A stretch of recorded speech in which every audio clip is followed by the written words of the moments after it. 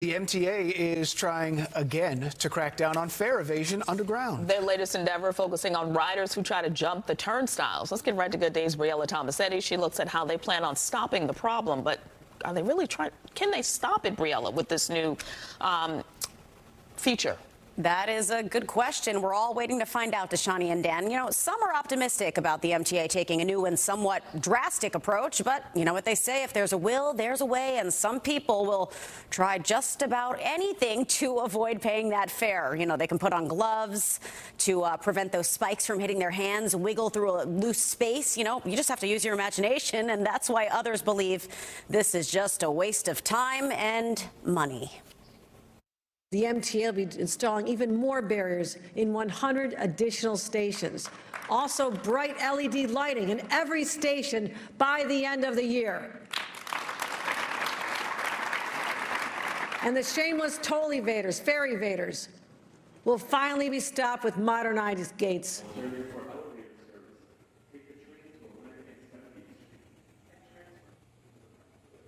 Turnstile handrails at the Lexington Avenue 59th Street station, which services the NRW 4, 5, and 6 lines. It's the agency's latest effort to combat fare evasion.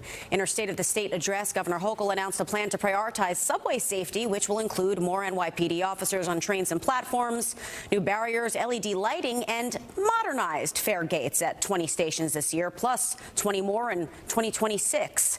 The spikes may deter people from using the handrails to lift themselves over the turnstiles, but won't stop fare evaders from climbing over or underneath them or whatever else you can think of. This will make the subway less chaotic, but also help strengthen the financial footing of the MTA.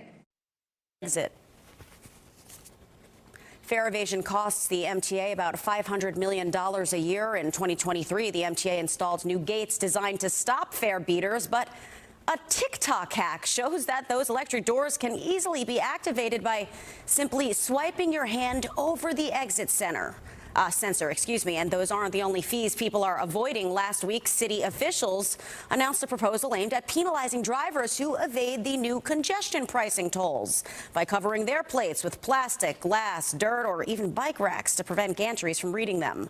The crackdown could include a $50 fine for parked cars with obstructed plates and additional penalties for those caught driving through toll areas undetected. An online public hearing will be held on February 6th, allowing people to weigh in on all of this. Interesting to see what comes out of that. Now, pivoting back to the fare evasion, last year the MTA started a pilot program at 3 different stations, including at 59th and Lex. It put a timer on emergency exit doors. Once a rider pushed the handle, there would be a 15-second delay before the door opened.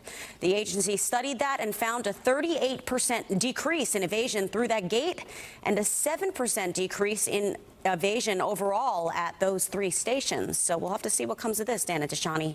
It's a big issue. Gotta try something, Briella. Thank you very much.